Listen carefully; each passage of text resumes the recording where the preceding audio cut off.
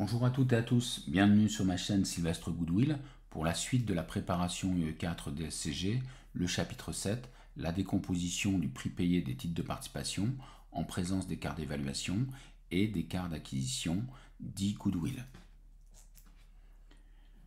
Une introduction pour cette première vidéo et ensuite je traiterai 5 points dans mon plan. Grand 1, la détermination du coût d'entrée de la société acquise et sa décomposition. Donc concrètement, nous nous intéresserons au coût d'acquisition des titres de participation acquis par la mère sur la filiale et nous décomposerons en mettant en évidence l'écart d'évaluation et l'écart d'acquisition dit goodwill. Ensuite, dans un point grand 2, nous comptabiliserons l'écart d'évaluation et le goodwill positif quand le prix payé, c'est-à-dire le coût d'acquisition des titres, est supérieur à la juste valeur ou fair value des AID net de PID. AID, ça veut dire actif identifiable. Net de quoi? De PID. Passif identifiable, ça veut dire dette. Et tout ce qui se rapproche des dettes comme des provisions pour risques et charges. Et moins l'IS latent si nous sommes en présence d'une latence de plus-value. Voilà. On peut très bien avoir une moins-value, mais ça ne pose pas de difficulté particulière. Ensuite, nous aborderons au point grand 3, le goodwill négatif, quand le prix payé est inférieur à la juste valeur de l'acquisition.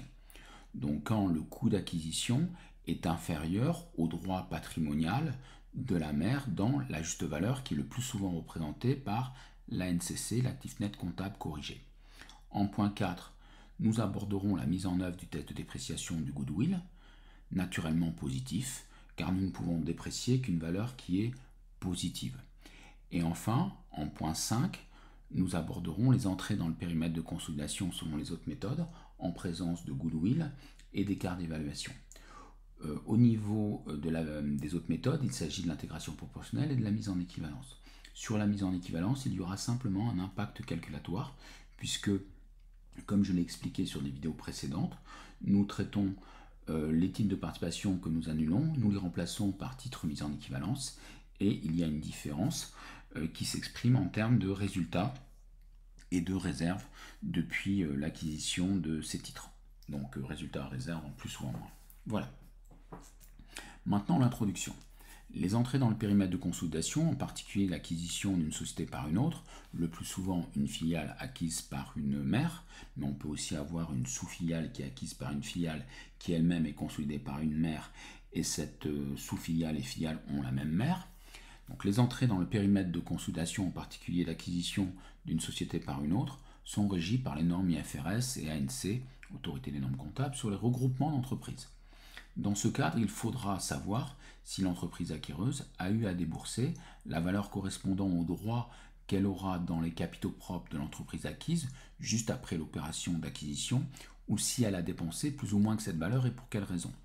Donc, le droit dans les capitaux propres, c'est un droit dans l'ANC. L'ANC qui est affiché au niveau du bilan d'une filiale. Et l'ANC, c'est la partie de l'actif net du bilan moins les dettes et tout ce qui s'en rapproche, les provisions pour risques et charges. Et donc, mathématiquement, on retombe sur les capitaux propres. Donc, on va se poser la question que, est-ce que la mère a acquis simplement une partie, une quote-part d'intérêt dans les capitaux propres, ou est-ce qu'elle n'a pas payé plus cher que cette partie.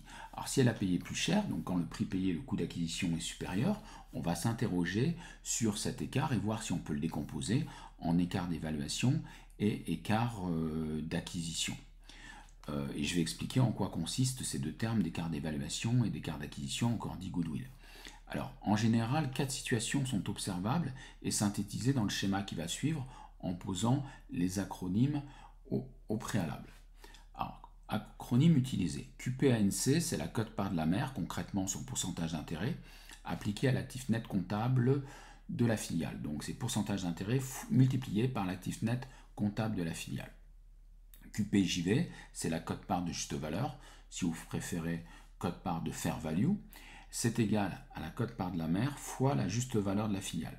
Donc concrètement, quote-part de la mère fois la juste valeur des actifs identifiables nets, AID, net de passif identifiable, dit PID, ça veut dire dette, et puis tout ce qui se rapproche de dette, des dettes, et d'IS latent sur l'éventuelle plus ou moins value sur AID net. Alors Alors, si on est sur une plus-value, il y aura une dette d'IS latent, sinon on est sur une en moins-value, une créance d'IS latent. L'AID net et l'ANCC. On a l'habitude de considérer l'AID net par la méthode patrimoniale, l'ANCC. Actif net comptable corrigé, actif net est plus ou moins value net d'IS sur AID net. Donc mathématiquement, cela correspond aussi aux capitaux propres, plus les plus ou moins values sur AID, excusez-moi, AID net d'IS. Maintenant, nous posons le prix payé. Prix payé des titres de participation acquis par la mère. Titre de participation exprimé par les filiales et acquis par la mère est égal au coût d'acquisition des actions de cette filiale par la mère, très concrètement. Alors voilà les quatre cas de figure usuels que nous rencontrons. Il peut y en avoir d'autres, mais ces 4 cas que j'expose tombent à l'UE4 du DSCG. Premier cas de figure où il n'y a pas de plus-value. Effectivement, le prix payé est égal à la quote-part de la juste valeur. Quote-part fois la juste valeur, donc quote-part fois la NCC. Et cette quote-part fois la NCC, quote-part de juste valeur, est ici aussi égale à la quote-part de l'ANC. Donc pas de plus-value. Hein. On a un ANCC, une juste valeur qui est égale à l'ANC. Maintenant, deuxième cas de figure. Le prix payé par la mère des titres de participation est égal à son droit, à sa quote-part dans la juste valeur. Donc quote-part de la NCC qui est aussi supérieure à la quote-part de l'ANC. Donc du coup, du fait de la différence entre la quote-part de la juste valeur, ou si vous préférez la quote-part de la NCC et la quote-part de l'ANC, nous avons un droit de plus-value. Il y a une plus-value, ou si vous préférez une quote-part de plus-value, exprimée par la filiale, et cette quote-part de plus-value, la mère l'a acquise. Bon, si je mets simplement plus-value, ici sur AID, je pourrais considérer une quote-part à 100% ici, donc la mère aurait acquis 100% de la filiale, donc aurait droit à toute la plus-value sur les AID. Bon. Sinon, on met quote-part AID, donc vous avez bien compris. Maintenant, troisième cas de figure. Vous avez un prix payé qui est supérieur au droit dans la juste valeur, ou droit dans la NCC, quote-part de juste valeur, par la mère. Donc on va, si vous voulez, on peut simplifier, on peut mettre 100%, même si on pourra avoir 80% pour la mère et 20% pour les minoritaires, les intérêts minoritaires dits PNDCP, participation ne donnant pas le contrôle, mais c'est pas un souci, hein, techniquement. Donc là, on va simplifier, prix payé par la mère, elle acquiert toute la filiale, elle a droit à 100% de la juste valeur, donc elle a droit à cette juste valeur, et la NCC, et ce 100% de la NCC, de juste valeur, est supérieur à 100% de l'ANC. Donc entre les deux, ici en vert, vous avez la plus-value AID. Donc là, la mère a droit à toute la plus-value exprimée qu'un commissaire, qu'un évaluateur peut considérer sur la filiale. Bien. Et maintenant, vous avez aussi le prix payé, le coût d'acquisition des titres, qui est supérieur à cet ANCC. Alors pourquoi il est supérieur? Parce que au moment de l'acquisition, la mère, si c'est la mère qui acquiert une filiale, a considéré que cette filiale était bien organisée, avait de bonnes perspectives d'avenir, des effets de synergie, était en bonne position concurrentielle par rapport au secteur d'activité. Et donc, elle a accepté de payer plus cher que l'assemblage des actifs nets de dette, donc en valeur corrigée. Donc plus cher que la juste valeur, la NCC. Donc nous avons ici un prix payé supérieur à la quote-part de juste valeur, quote-part d'ANCC, ce qui exprime le goodwill. Le goodwill, alors si je prends une quote-part à 100%, le goodwill, il n'y aura pas d'intérêt minoritaire, donc à ce moment-là, on va dire que ce goodwill payé par la mère, qu'on appelle aussi un goodwill partiel, serait égal au goodwill complet, parce que par définition, un goodwill complet, c'est goodwill partiel, goodwill payé par la mère, plus goodwill des minoritaires. Donc si je n'ai pas de minoritaire, le goodwill complet collera avec le goodwill partiel. Bon.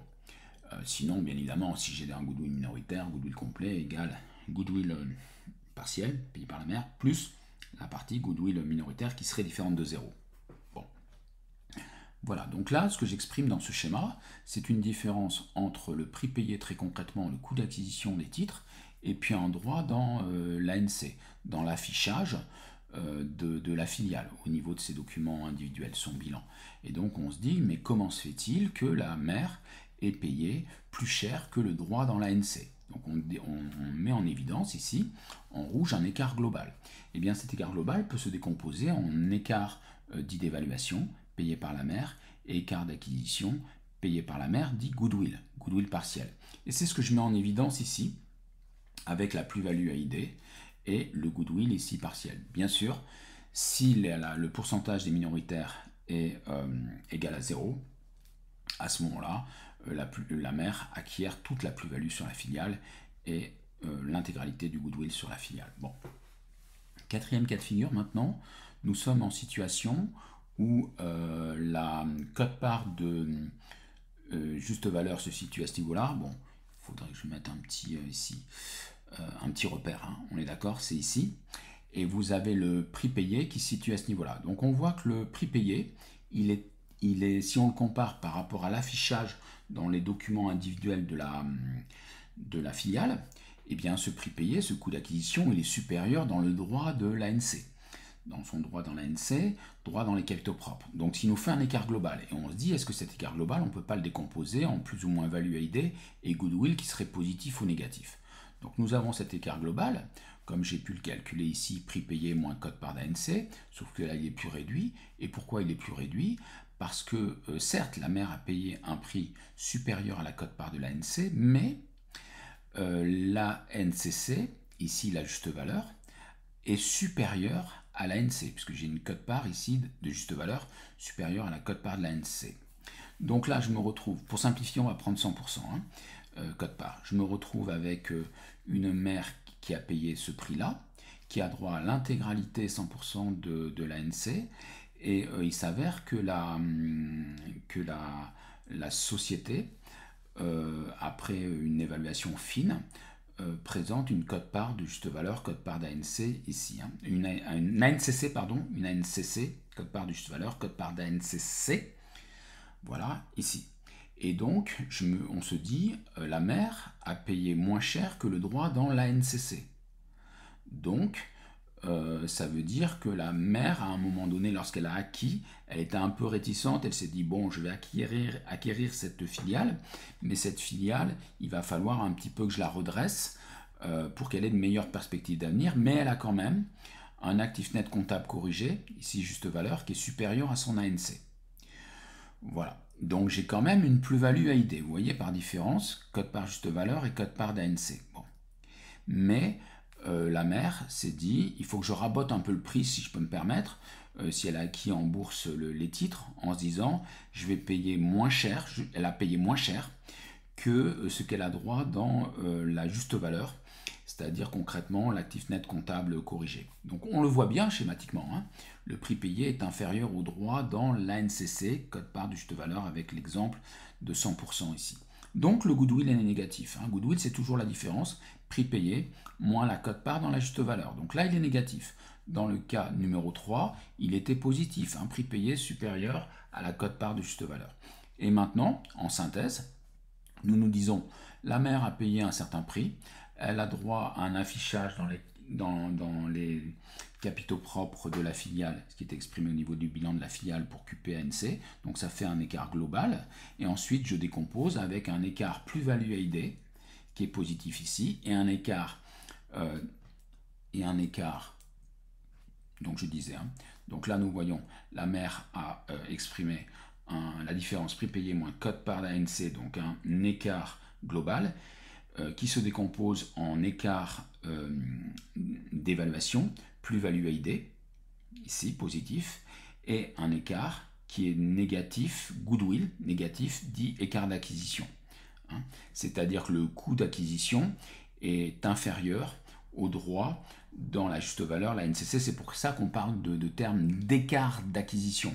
Alors que ici, nous parlons pour la plus-value AID d'écart d'évaluation parce que nous faisons intervenir une ou un évaluateur ou plusieurs pour évaluer l'actif net comptable corrigé en partant de l'actif net comptable.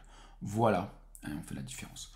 Bon, j'espère que cette petite introduction va vous permettre d'envisager la suite que je vais détailler en 5 points. Voilà, je vous dis goodwill à toutes et à tous, portez-vous bien. Merci à vous, à bientôt sur ma chaîne. Bye bye.